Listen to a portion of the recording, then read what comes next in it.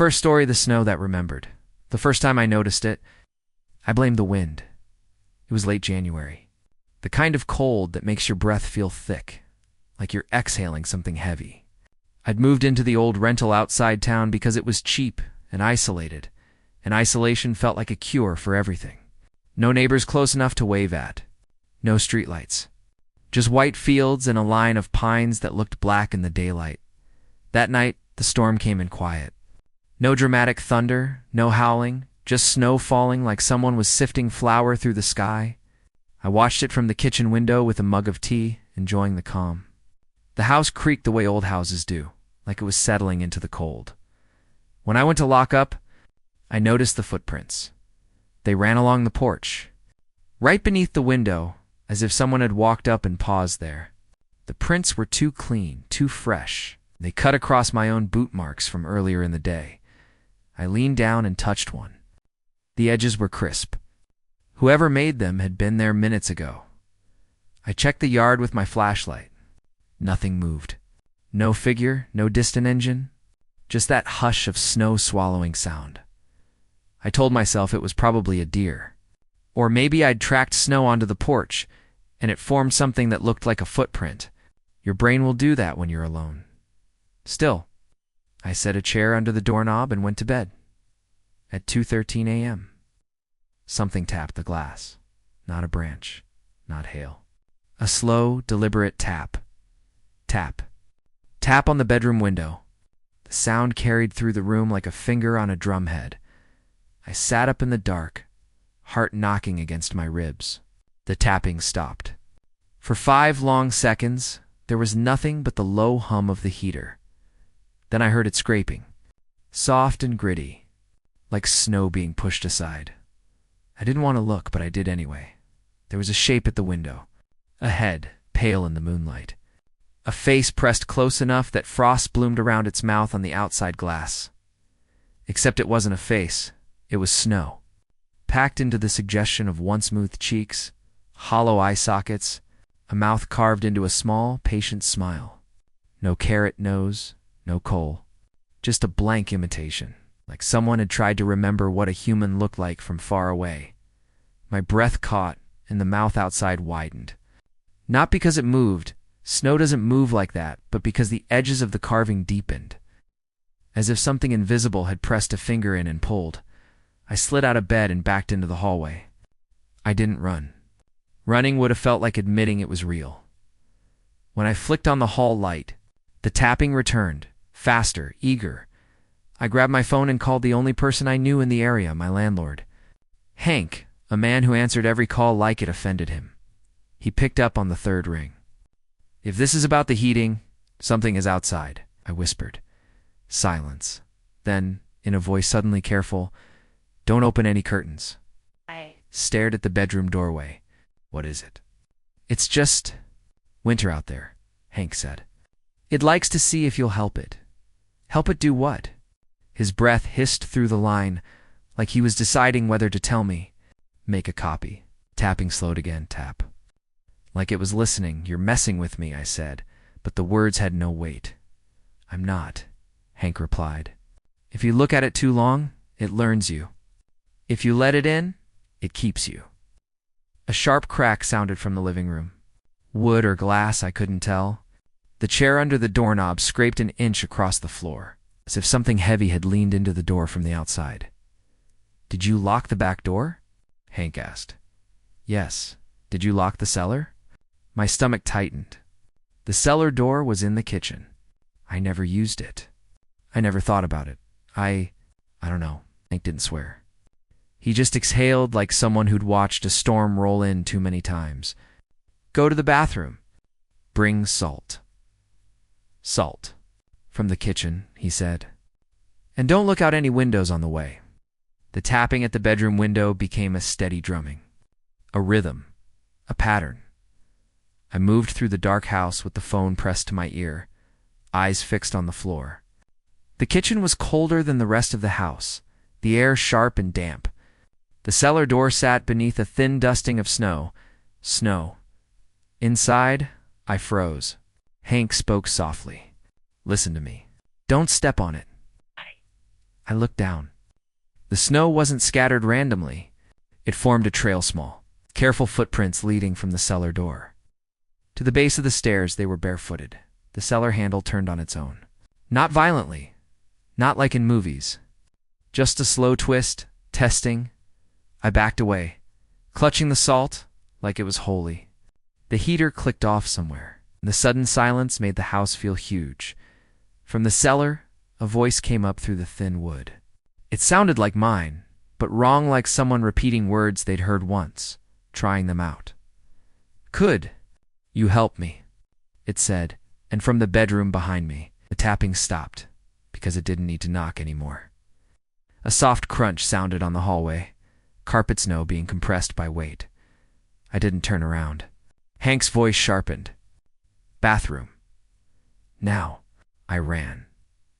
The moment I slammed the bathroom door, the air inside felt warmer, as if the room had always been waiting for me. I poured a line of salt along the threshold with shaking hands. The grains glittered like tiny teeth. Then I heard my own voice again, closer now, right outside the door. "I'm cold," it said. "You are warm." The doorknob jiggled once, gently, patient, like it knew I'd get tired eventually. I pressed my forehead to the door and tried not to sob, because if I cried, it would learn that too. Hank spoke in my ear like a lifeline. "Morning's the only thing it respects," he murmured. "It can't hold a shape when the sun hits it." Outside the bathroom, something breathed. Not lungs, more like snow settling. Then very softly, as if practicing a lullaby, "Help me be you." I stayed in that bathroom until daylight bled through the frosted window like weak milk. The house went still. The doorknob stopped moving. The air warmed by degrees. When I finally stepped out, the hallway carpet was damp. A trail of melting footprints led back to the cellar door, where a thin seam of frost outlined the frame. On the porch, the footprints I'd seen earlier were gone, smoothed over by new snow. But beneath my bedroom window, there was something else. A perfect impression of my face in the drift, as if someone had lain there for hours, studying the house, waiting, and the mouth in that impression carved into a small, patient smile. Second story, the candle on mile marker 17. People warned me about Route 9 in winter, not in the usual way. Not watch for black ice, or don't drive tired. They warned me like they were passing down a superstition. "If you see a candle," my coworker Lena said, "don't stop." I laughed like I always do when something makes no sense. "A candle. In the snow," she told me. "Just sitting there on the shoulder, lit like it's not fighting the wind. If you stop, you'll be doing somebody a favor you don't understand." It was the kind of advice you file away with ghost stories and old wives' tales. Then February hit hard. The town got slammed with a storm that kept the sky the color of unwashed wool for 3 straight days. By the time I finally left my night shift at the clinic, the roads were open again, but only barely. I drove slow, both hands on the wheel, defrost blasting. The world beyond my headlights reduced to swirling white. Mile marker 17 appeared out of the snow like a dull green tooth, and right after it, there it was, a candle. A single flame, steady and bright, perched on top of a snowbank, like someone had placed it there for an offering. No lantern, no cup, just wax and fire in the middle of a blizzard's aftermath. My stomach tightened. I told myself it had to be some kind of memorial. People leave flowers and candles for accidents. Maybe someone lost control on that curve. Maybe the flame was sheltered by the bank, but the wind was still tugging at my car. That flame shouldn't have been alive. I didn't stop. I passed it. Eyes forward, heart thudding a little harder than it needed to. In my rearview mirror, I saw movement, a figure stepping from behind the snowbank, as if my passing car had been a signal. The shape raised an arm. I kept going. 2 miles later, the road dipped into a stretch of forest where the pines formed a tunnel. My headlights caught something reflective ahead, a stopped vehicle, hazard lights blinking weakly through the drifting flakes. I slowed because you do. Because you're not a monster? A woman stood by the driver's door, hunched in a parka, waving both arms. Her hair was rimed with frost. Her face looked gray, like the cold had painted it. I rolled down my window an inch. "Are you okay?" Her lips moved slowly. "My phone's dead," she said. "I've been here. I don't know how long." The way she spoke didn't match the situation. No urgency. No shaking voice. Just flat, like she was reading lines. I glanced at the car. The windshield was covered in snow, but the snow was too smooth, no wiper marks. No footprints around it besides hers, and those were shallow. Like they'd been pressed in yesterday and softened by time. Something in me remembered Lena's tone. "If you see a candle," she'd said. I swallowed. "I can call someone for you," I told the woman. "But I can't get out. My car's not great in this weather." The woman's expression didn't change, but her eyes shifted past me toward the forest. "Please," she said, and her breath didn't fog the air. My hands went cold on the wheel. "You can sit in the passenger seat," she offered, like it was rehearsed. "Just for a minute." I stared at her. "Why is your car stopped?" She blinked once, slowly. "Saw the candle," she said. The words hit like a stone in my gut. My skin prickled as if the air itself had turned sharp. Behind her, between the trees, I saw a second flame. Not a candle, something deeper in the woods, low to the ground. Flickering like an eye, then another, and another. Little points of light appearing one by one, as if the forest was waking up. The woman leaned closer to my window. "If you stop," she whispered, "you can warm me up." My heartbeat was loud enough to drown out the engine. I forced myself to smile because sometimes your face can lie better than your voice. "Hang tight," I said. "I'm going to turn around and get help. I'll be back." Her eyes stayed locked on mine as I shifted into reverse. "Don't leave," she said softly. "You already saw it." I backed up, tires crunching over packed snow. The moment my taillights washed over her, her shadow stretched long and thin, like it didn't belong to her body. I turned the car around in the narrow road. A messy three-point maneuver. And the whole time I felt like someone was watching from the trees, counting my movements. When my headlights faced back the way I'd come, the woman wasn't alone anymore. There were shapes behind her, tall silhouettes half hidden by the pines, standing too still to be people who'd been walking. They seemed to be facing the road, waiting, as if they expected me to return to the first candle and complete a loop. I hit the gas. The road blurred. Snowbanks flashed by like white walls. I didn't look back. Mile marker 17 appeared again, and the candle was still there, flame steady, patient, like it hadn't moved an inch in the entire world as I passed. I heard a sound through the closed windows, faint but unmistakable.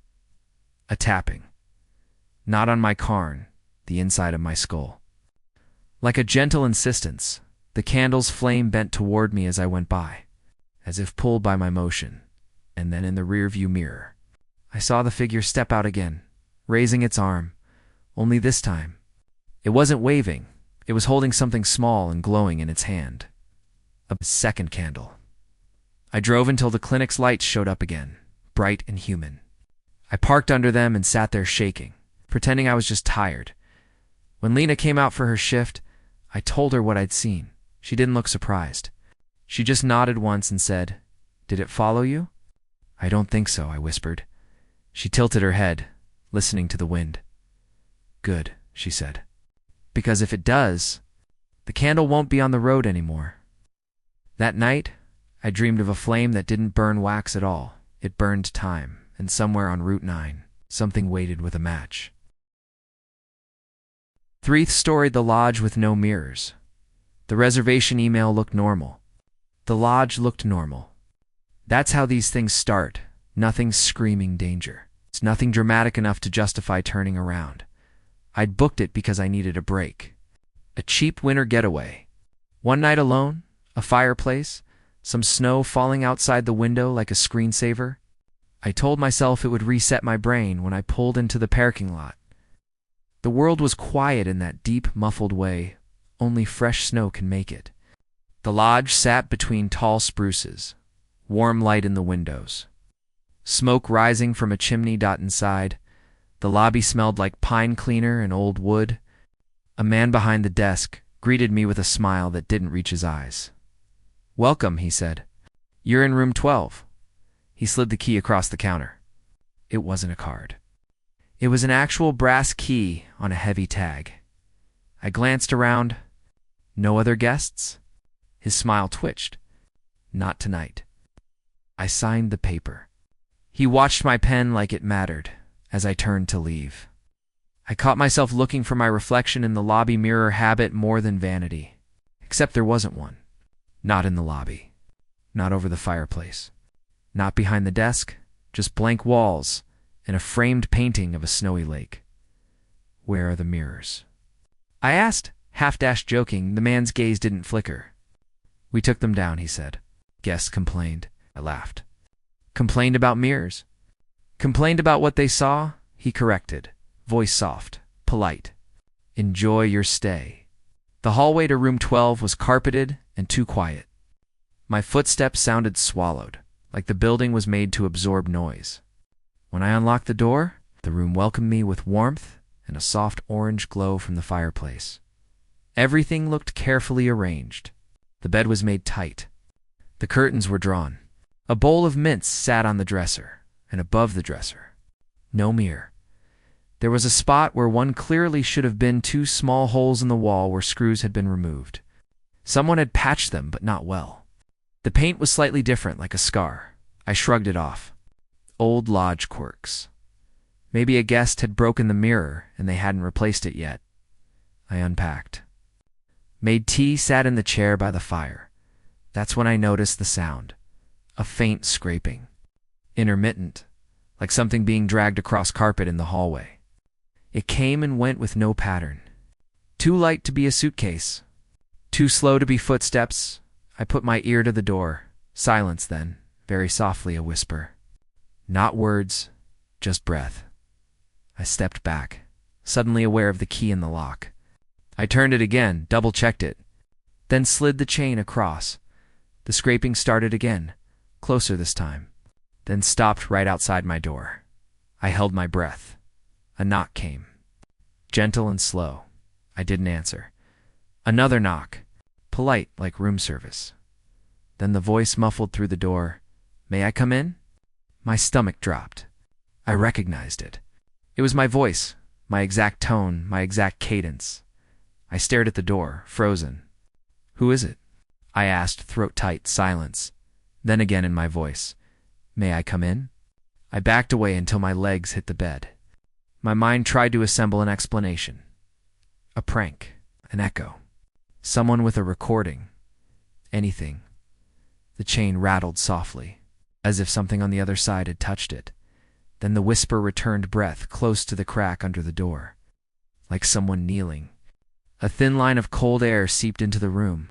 I looked down. Something slid under the door, a small rectangle of paper. It was pushed carefully like it didn't want to be heard. I picked it up with shaking fingers. It was a note written in neat, steady handwriting. "You will be more comfortable if you can see yourself." I dropped it like it burned. The fireplace popped. The room's warmth suddenly felt wrong, like it was trying too hard. I grabbed my phone, no service. Of course, I went to the window and yanked the curtains open. Snow fell in slow sheets, the parking lot blank and empty. My car half buried, but in the glass of the window. I should have seen my reflection. I didn't. The window showed the room behind me, the firelight, the bed, the dresser, and someone sitting in the chair where I'd been moments before. Me. Same jacket. Same posture. Hands folded, head tilted slightly as if listening. I spun around. The chair was empty. I looked back at the window. The reflection me smiled, slow and familiar. Like it had been waiting to be acknowledged. I stumbled away, heart hammering. "No," I whispered, not sure who I was talking to. The knock came again, louder. The chain scraped once as if pulled. A calm voice, my voice, spoke through the door. "You've been tired. You deserve to rest. Let me take over." The doorknob turned gently, testing. I backed into the bathroom and slammed the door, locking it. The bathroom light buzzed weakly. There was no mirror above the sink. It's just another patched wall with paint that didn't match. I stared at the blank space where my reflection should have been, as if the absence itself was watching me outside. The scraping returned slow, patient, circling. Then, under the bathroom door, another note slid in. This one was smaller, written faster. "We don't need mirrors. We can use glass." My breath caught, because the bathroom had a shower. With a glass door, I turned slowly. The shower glass was fogged. Even though I hadn't run any water, and on the fog, someone had traced a smile with a fingertip-clean line, fresh, as if the glass had been waiting for a hand. From the other side of the bathroom door, my voice whispered close enough to feel, "Open up." I didn't. I stayed pressed against the wall, listening to the lodge breathe, listening to that scraping move back and forth like a slow metronome, sometime near dawn. The sound stopped. When I finally opened the bathroom door, the room was still. The chair sat by the fire. The key tag lay on the dresser, untouched, but the window, my only mirror, held something new. A handprint on the inside glass, pressed from the other side and beneath it. In the condensation, a message written in slow, careful strokes. "Next time, don't look away."